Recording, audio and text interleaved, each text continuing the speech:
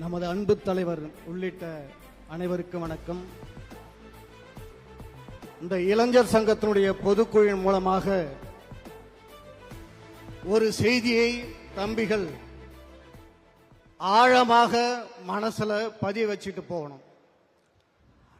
நாம வாழக்கூடாது, நாம வளரக்கூடாது என்று காலங்காலமாக திட்டமிட்டு செயல்பட்டு வருகிற ஒரு தீய சக்தி தான் திமுக. ஒரு நேரத்தில் தேர்தலில் நாம் தோத்த பொழுது மாம்பழத்தை சாலையில கொட்டி அதனுடைய சதைய நசுக்கி எக்காலமிட்டு கொக்கரித்தவர்கள் தான் திமுக காரங்க. ஆனா காலங்காலமா நமது பாட்டாளி சொந்தங்கள் அவங்களுக்கு நாம பதில் கொடுத்துட்டு வரோம். டே, மாம்பழத்தினுடைய சதையை மட்டும்தான்டா உங்களால சிதைக்க முடியும், அதுக்குள்ள விதை இருக்குதா, அது எங்க தூக்கி போட்டாலும் முளைக்கும் என்று அந்த துரோக நம் இனத்தினுடைய துரோக திமுகவுக்கு பாடம் கெடுத்துட்டு வரோம். இன்னைக்கும் அழகா இருந்த அந்த தேன்கூட்டுல கல்லெறிஞ்ச அந்த திமுக என்கிற தீய சக்திய வீட்டுக்கு அனுப்பணும். அதெல்லாம் நீங்க நெஞ்சில குத்திக்கிட்டு போகணும். இந்த தீய சக்தியினுடைய திட்டத்தை ரொம்ப நிதானமாக, ரொம்ப பொறுமையாக, அவமானங்கள், கஷ்டங்கள், துன்பங்கள், துயரங்கள் அத்தனையும் தான் நெஞ்சில சுமந்துகிட்டு அந்த தீய சக்தியினுடைய திட்டத்தை முறியடிச்சு இன்னைக்கு இந்த இயக்கத்தை காவந்து பண்ணி வருகிற தலைவர் தான் நமது அன்பு தலைவர் அன்புமணி ராமதாஸ் அவர்கள். ஒரு சிறந்த தலைவருக்கு தேவையான குணாதிசயங்கள், ஆற்றல்கள் என்னென்ன என்று வரையறுத்து வைத்திருக்கிறார்கள்.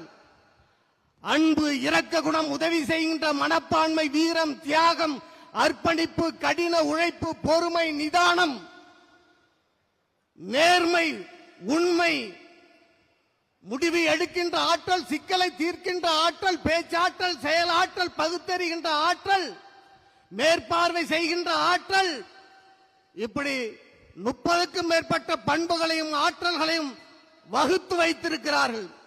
இந்த பண்புகள்ல ஏதாவது 1-2 பண்புகள், ஏதாவது 1-2 ஆற்றல்கள் இருந்தாலே ஒரு சிறந்த தலைவராக இருக்க முடியும்.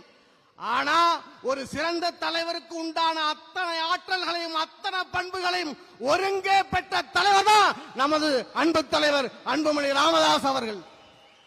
தலைவர்கள்ல பல வகை உண்டு. அரசியல் தலைவர், சமூக தலைவர், இப்படி பல வகைப்படுத்துவாங்க. பண்புகளும் ஒவ்வொரு தலைமைக்கு தகுந்த மாதிரி பண்புகளும் முக்கியத்துவம் பெறும். ஒரு அரசியல் தலைவருக்கு உண்டான பண்புகள்ல மிக முக்கியமான பண்பு நிதானம். அந்த நிதானம் என்கிற பண்பை 100 விழுக்காடு நமது தலைவர் அவர்கள் கடைபிடிச்சிட்டு வராங்க. இந்த இயக்கத்தை காவந்து பண்ணிட்டு வராங்க. 100 நாள் நடைபயணத்தில் அவருடைய உழைப்பு சாதாரண உழைப்பு அல்ல. மதியம் சாப்பாடு 5 மணி 6 மணிக்கு தான் தலைவர் அவர்கள் சாப்பிடுவாங்க. ஒரு கோழி தன் குஞ்சுகளை அடைகாத்து காத்து வருகிற போல இந்த இயக்கத்தை காத்து வருகிற நமது தலைவர் அவர்களுக்கு இளைஞர் சங்கம் தோள் கொடுக்கணும். நாம நிக்கிற அத்தனை தொகுதியை நாம ஜெயிப்போம். கூட்டணி கட்சியினுடைய அத்தனை தொகுதியும் ஜெயிப்போம். நம்ம கூட்டணி வச்சிருக்கிற அந்த ஆட்சி தான் இந்த மண்ணில் ஆட்சி அமைக்கும். இதற்காக பாடுபட வேண்டியது இளைஞர் சங்கம் என்பதை மனசில் வைத்துக் கொண்டு நீங்க எல்லாம் புறப்படணும் எழுச்சியோடு. நன்றி, வணக்கம்.